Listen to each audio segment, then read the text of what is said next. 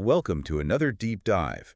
We're tackling James Cook University's PhD at Work program today. Oh, interesting. We've got brochures and Oh, okay. summaries from participant brainstorming sessions, Wow. and even slides from a workshop by the program lead, Dr. Samantha Horseman. That's great. So we're going to uncover how JCU is trying to make PhDs more practical and impactful, I like that. Yeah. especially for working professionals. So Yeah. buckle up. It's going to be a fascinating ride. Yeah, this is one of the more intriguing programs that we've looked at. Oh, really? Yeah, the thing that really gets me is how they're challenging the traditional PhD model, right? Yeah. They're saying, look, you can be a professional, you can work in your industry, and you can use this PhD to tackle real-world issues. It's not just academic theory anymore. So let's break that down a bit. What exactly is PhD at Work? Yeah. Like, what are they aiming to achieve? It's all about developing advanced research skills while addressing real-world challenges. It's about bridging that gap between academia and practical application. So are you saying participants are actually applying their research in real time rather than, Yeah. disappearing into the library for years and years? Exactly. And they're not writing a traditional dissertation either. Oh, interesting. They're building a portfolio of research activities Okay. directly related to their work, and they have both academic and industry advisors. That makes a lot of sense to make sure it's relevant. Yes, it ensures the research is both rigorous and relevant to the real world. So they're getting the best of both worlds. Yeah. Now, did I hear correctly that participants can actually keep working full time? Yes, that's one of the biggest appeals. It's designed to be flexible. Oh, wow. So professionals can integrate their research into their existing roles. That's pretty cool. You don't have to No career sacrifices needed. sacrifice your entire career to do a PhD. Exactly. I like that. Yeah. Now, Dr. Horseman, in her workshop, she talks about this concept of the Renaissance researcher. Oh, yeah. What's the story there? It's really fascinating. She's Ah. basically painting this picture of a professional who has deep research expertise, but they can also apply that knowledge to solve practical problems. They're not just stuck in the ivory tower. No, they're critical thinkers, problem solvers, innovators, all in one. Is that even possible? That's the question, right? I mean, to be a master of both research it's a great question. and practical application? Yeah, and it's something that the participants grappled with. Okay. In one brainstorming session, they were asked to describe the PhD journey, Yeah. and they used words like life-changing and exciting, but also daunting, impact, and challenge. Yeah, those are big words. Big words. So it's like a huge challenge. Clearly, it's a demanding journey, But there's support. but there's also the potential for significant personal and professional growth. I can see that. Yeah. Speaking of challenges, what are some of the specific real-world problems that participants are trying to solve? Well, they range from, like improving learning cultures and education Yeah. to things like tackling the ethical implications of AI adoption. That's a big one. Big one. It's everywhere these days. Everywhere. And there's a real focus on finding practical solutions to complex issues. So it's interesting you mentioned the AI ethics, Yes. because it seems like everybody's talking about it these days. Everyone. But are people actually taking concrete steps? Not as many as should be, Yeah. but the participants in this program are. Okay. So what are some of the challenges that they've specifically identified when it comes to AI?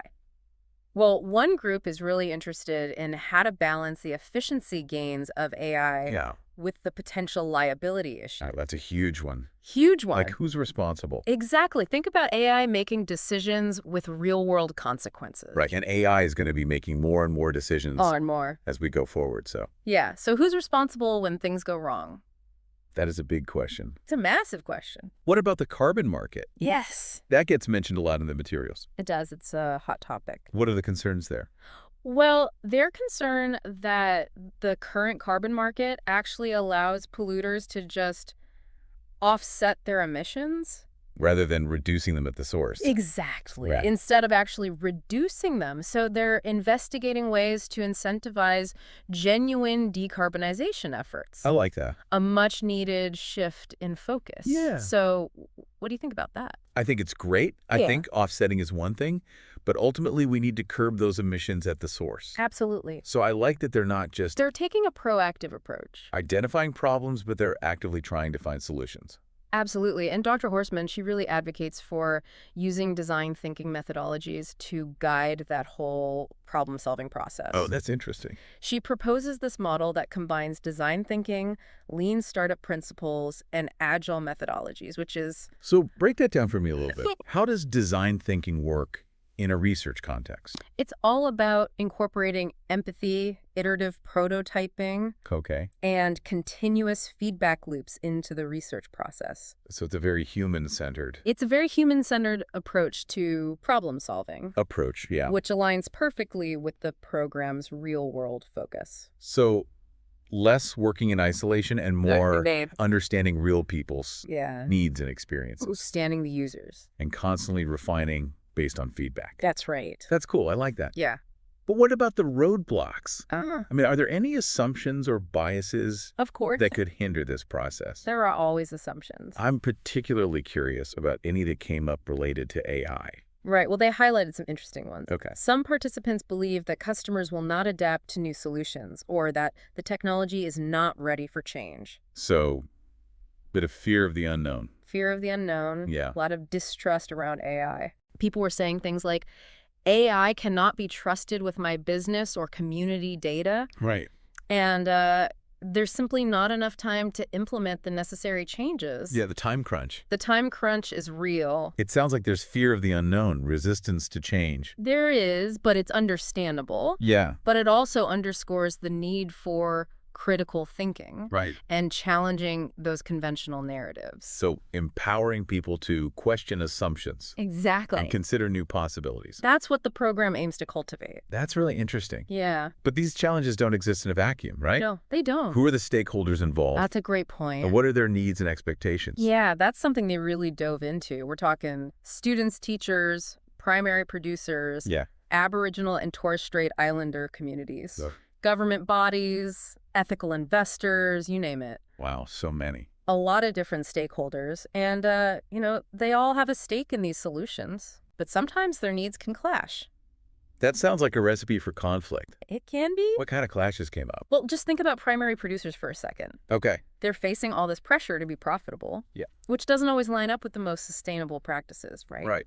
Then on the other hand, you have students and teachers Yeah. eager to innovate, but often they're constrained by limited resources and time. That's a balancing act, It really is. trying to meet everyone's needs while still pushing for change. Exactly. And where do ethical investors fit into all of this? Oh, that's a good point. I bet they struggle to find projects that are ethical, impactful, and financially viable all at the same time. Yeah. Picking all the boxes. It's a complex web for sure. It is. Understanding those competing perspectives is so crucial for navigating it all. Yeah. This is where those skills of a Renaissance researcher Right. really come into play. So it's not just about, crunching numbers, It's more than that. writing reports. Yeah. It's about navigating these systems, Exactly. understanding the human element, The human element is key. which makes me think about the pace of change that we're experiencing. It's incredible. How are these advancements like open source AI, Mm-hmm. market shifts, new regulations? Yeah, how are they impacting all of this? They're definitely shaking things up. Yeah. One participant mentioned open source AI models. Oh, yeah. It's really democratizing AI development, which is great, Sounds good. but it also raises concerns about ethical oversight and control. Oh, right. So it's like, It's like opening Pandora's box. yeah, you don't know what's going to come out. Incredible potential, but also potential risks. Yeah, it's a double-edged sword. For sure. And it seems like regulation can be a double-edged sword, too. Absolutely. We see this with the carbon market, where the current regulations prioritize financial licensing, Right. which makes it tough for those innovative newcomers to enter and challenge the status quo. It's that tension between control and innovation. Sometimes those well-intentioned regulations can actually stifle progress. I see that. It happens. And we see similar things in education, Oh, absolutely. where traditional learning methods are struggling to keep up with the digital age. It's a whole new world. Attention spans are shorter these days. So much shorter. Students crave that engaging content, Of course. and the regulations often lag behind those technological advancements. It takes time to catch up. Think about your own field. Hmm.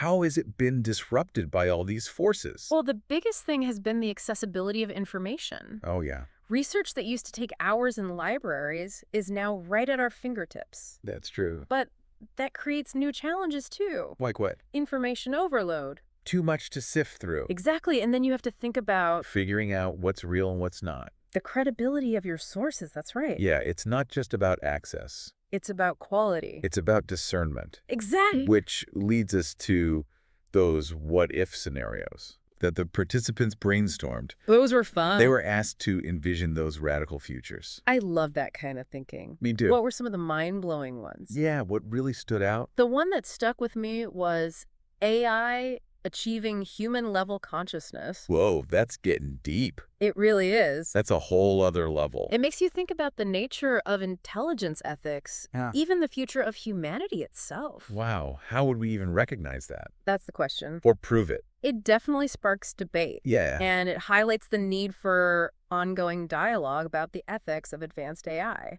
For sure. Another interesting one was a carbon market completely free from the fossil fuel industry's influence. Interesting. What if we could actually prioritize sustainability over profit? That'd be amazing. Wouldn't it? It's like a reset on our relationship with the environment. Exactly. Love it. And speaking of resetting, another group imagined a future where agriculture was valued for its contribution to human health and nutrition.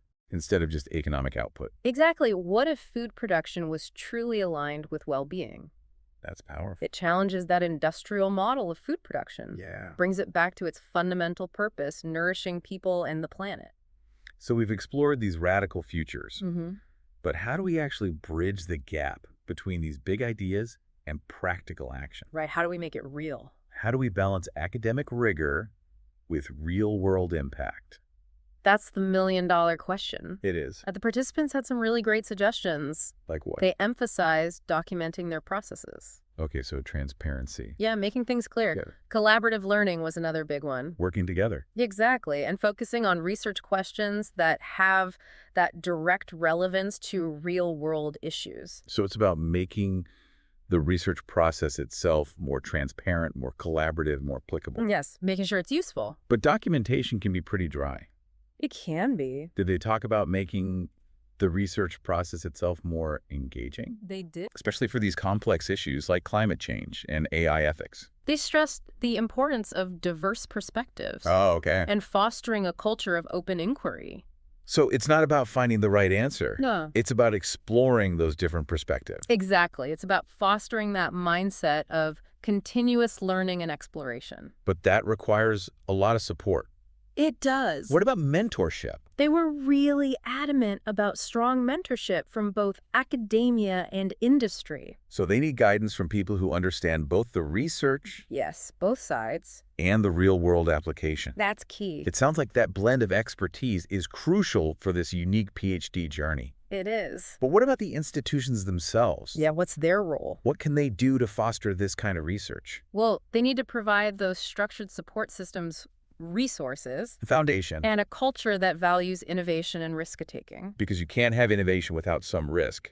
Exactly. It's about creating an environment where researchers feel empowered to push those boundaries. To challenge the status quo. Exactly. So it's not just individual effort. No. It's about creating that supportive ecosystem. It's a whole system. And it's not just about personal gain either. Right. There's a bigger picture. What about the benefits for employers who invest in programs like this? There are some big ones. Like what? Employers gain access to a more skilled and innovative workforce. Right. You're getting that Renaissance researchers. They are, and that can lead to increased productivity, better problem solving, a competitive edge in the marketplace. It's like investing in the future of your company. Absolutely. And maybe the future of your whole industry. Possibly. It's not just getting a degree, it's a whole new way of thinking and working. Exactly. It's a shift from seeing a PhD as just this academic thing Yeah. to recognizing its potential for driving real-world innovation and impact. And those participants, Mm-hmm. they become those agents of change. They do. And speaking of agents of change, They're the ones going out and actually making those changes happening. they are. And it all comes back to that Renaissance researcher idea. Yeah, what does that really look like in action?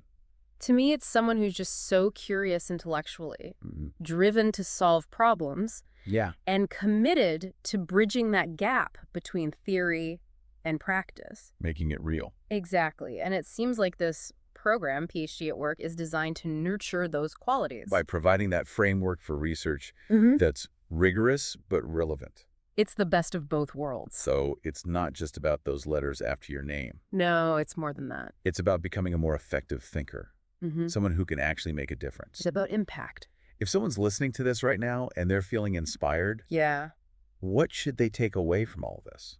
I think the biggest takeaway is that this program is truly reimagining what a PhD can be. It's Mm, more practical, more impactful. yeah, It's not just about that academic achievement. right. It's about tackling real-world challenges. And making a difference. Exactly. And they're doing that by supporting these working professionals in becoming those Renaissance researchers. Right, those multifaceted individuals. The ones who can think critically, solve problems creatively, Bridge that gap. bridge the gap, make it all come together. It's pretty inspiring. It is. It's a model that could really unlock some incredible innovation and progress across so many different fields. So if you're out there and you're feeling that itch, you want to push boundaries. Yeah. You want to make a difference. Make your mark. Maybe PhD at work is the spark you've been waiting for. It could be. And on that note, we'll leave you with this final thought. Okay, hit me. Imagine a world where AI could actually help us solve the climate crisis. That's a big one. What role would you play in that future? That is something to think about. It is. Until next time, keep diving deep and never stop exploring.